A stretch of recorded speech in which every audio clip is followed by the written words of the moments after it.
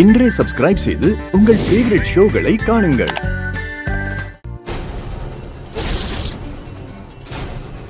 ஐயோ தெய்வமா தேளு.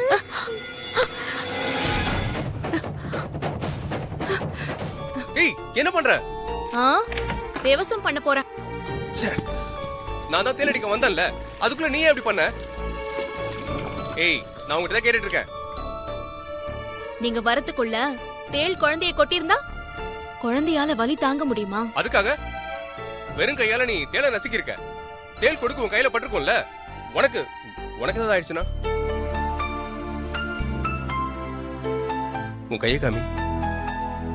காமி. உள்ளங்கையில தேள் கொடுக்கு கொட்டி லேசா காயமாயிருக்கு. சரி வா நம்ம ஹாஸ்பிடல் போலாம்.